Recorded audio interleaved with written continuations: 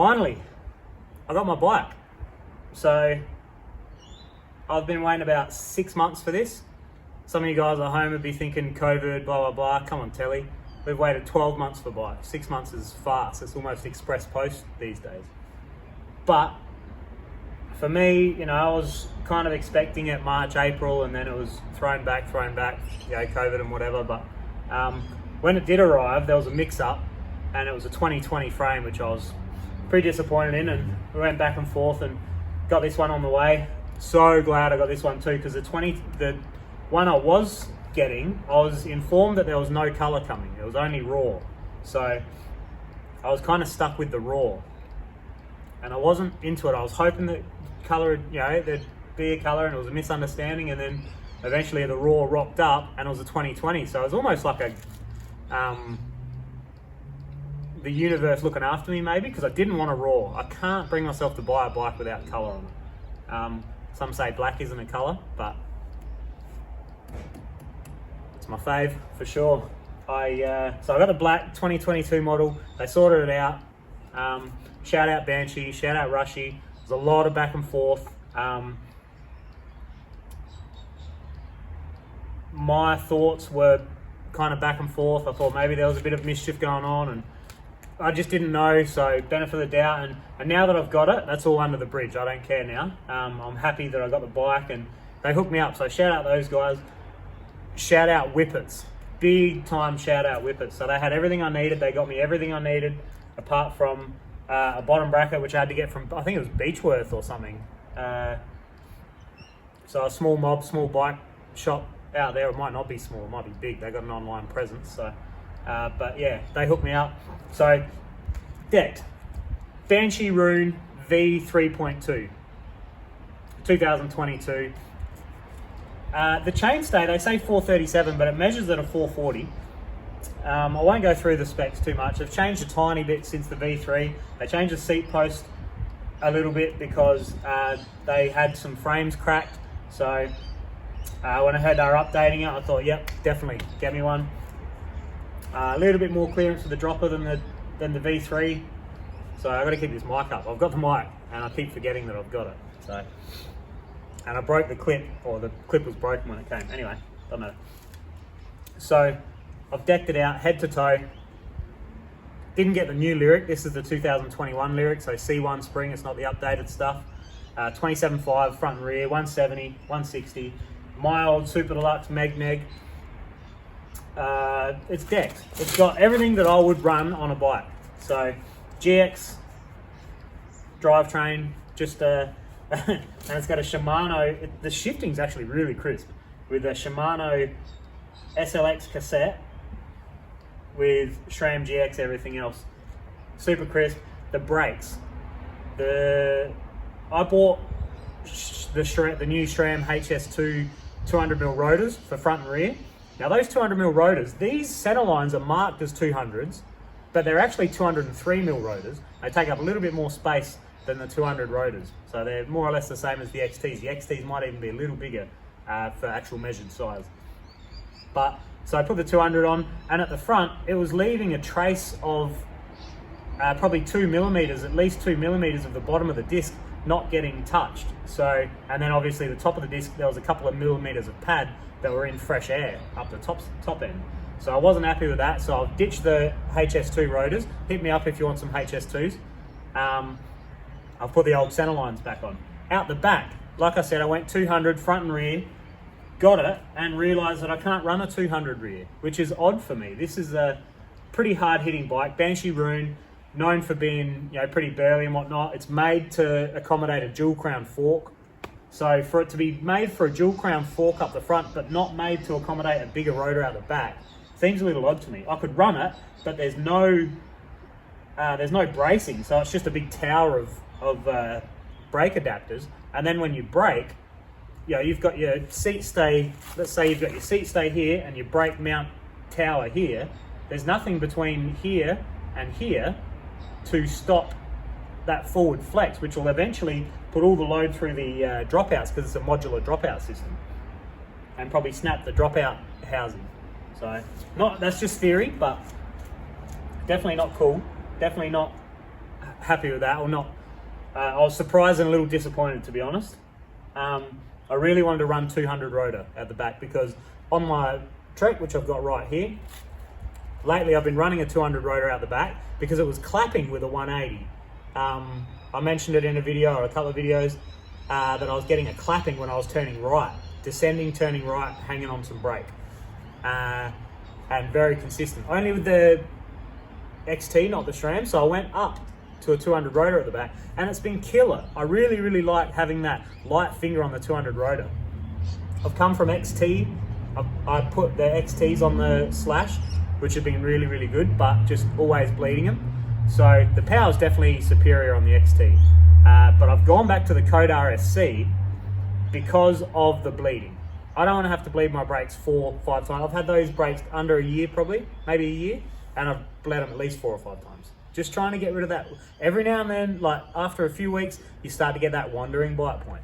So, and it always comes out black when you bleed them. So they're obviously deteriorating. So you're not going to get, I don't think I'll get heavy longevity out of a pair of XTs. I don't know, but that's just what that's showing me. So back to RSCs, and I've gone Gauther pads. So I've got the green pads in the front, so they're strongest, or they're strong. I think they're the strongest.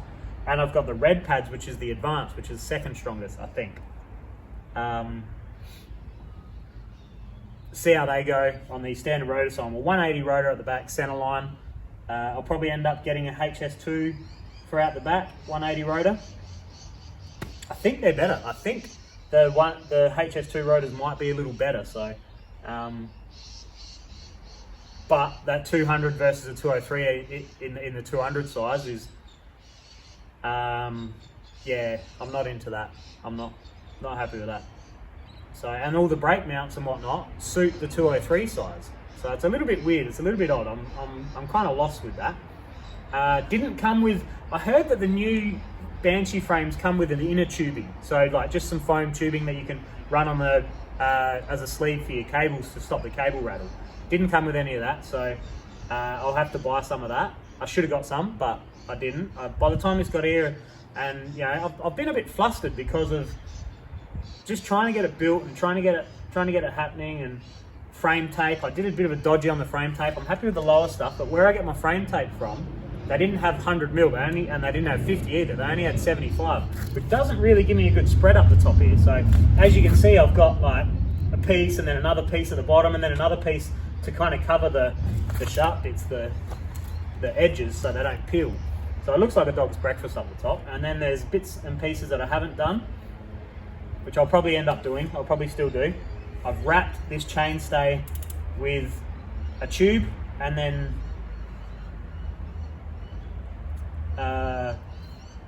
electrical tape. I don't know why I couldn't remember that word. But yeah, tube and electrical tape here as well, because that's where they slap. I know that because I've had heaps of Banshees. I've tested heaps of Banshees and I know where they slap. I've got friends with Banshees. So that should be quite good chain damping or chain noise damping. So there's still going to be a little bit of rattle in the cables until I get that sorted out. But yeah, I'm at 1075, 1072, 1073, 1075 for height. 1070 felt a little bit, how you going? Felt good, but a little bit dipped in the front. So I've gone up to 1075. The rear, I've got 2 bands, no token, and running at about 33, 34% at the moment to get that ride height. It feels like on this shot, ride height where it's going to corner best, where it's going to handle best, is at around that 33% mark. Up at the 30, it's a little like, yeah, I'm standing high at the back and it's already low in the dropout. So, yeah, it's going to take a little bit of tuning to get this singing, but I'm hoping this is going to be as good as I think it's going to be, as I've predicted it's going to be. When I tested it in 2020, I really liked it, but I was let down by the rear shock, the X2. It just didn't feel quite right. So I can put all the theories to rest and test it for myself, find out what's going on, find out what the not what the limit is. I doubt I'm going to find the limit of a bike. Everyone can ride a bike faster, you know what I mean? There's always someone who can send it harder. but I think this has a high potential for going fast and being a good bike. But I don't know yet. I've had the Trek for ages now, and I've actually got it singing. The Trek is killer, but I don't like the 29ers, to be honest. I don't like. I'm happy with the 29er up front for sure. I've spoken about that a million times, mulleting a bike. But out the back, I don't prefer it. I prefer the smaller wheel out the back. So we'll see how this comes along. Eventually, I'm going to get a Lyric 29er 160 for the front. The new Lyrics only go to 160. So 29er 160 Lyric up front should be a hitter. I'm not going back to a Zeb. I've got a Zeb here and I've got a 29er Lyric here. But I think that Zeb, being a 38mm stanchion, has a little too much friction, and maybe that's why Fox went with the 34 spring, the Fox 34 spring inside of a shaft, in a housing inside of the 38 stanchion, because they learned that friction issue fairly early in the piece. So more surface area, more friction. I don't know, it's just a theory for now, but I haven't been, getting back on the Lyric with a B1 spring versus with a Zeb on the Trek. It's night and day. The Lyric is definitely better. It definitely gives me more confidence, and I can stick to sketchy lines a little easier. So and I can no-brainer into rough stuff a little better. So I like that. Instead of getting, there's a lot of force that comes out of the bottom of the Zeb as well. There's a lot of force when you're coming out of. It's a little bit but you can make it happen. You can definitely make it work. The Zeb's killer, but I think the Lyric's better, especially for a lighter guy like me. I'm only 75 kilos, so 165 cranks, obviously. WTB Volt saddle, 1-up, 180 dropper, just gives me enough room. I thought I had it slammed before and it was like, oh, I want it a little lower, especially at full height. But I've slammed it a little lower and I think it's right. I think it's really, really good. So it's got the pedaling height that I want without being too straight-legged. So it should have enough clearance when it's back down, because usually 180mm on these bikes gives me just enough clearance. So we'll see how she goes. DHR2, double down on the back. No push core in at the moment. Minion DHF, EXO, max grip, no cush core in at the moment. I'm going to put a cush core light in there, like the cush core XC, the small ones, in the front to protect that EXO, and a normal cush core in the rear, I reckon. So as you see it, 15.6 kilos on the scale. Quite good. That the Trek with a cush core, 29er, front and rear. That's another thing with the 29ers, they're just heavy. They're just heavy, you got heavier wheels and whatnot. Yeah, the Trek comes in at 17.2 kilos as it is. So a little bit of a porker. This one's definitely shed some weight, and I think it's going to be fun. I think it's going to be killer. We'll see. 27 ain't dead yet.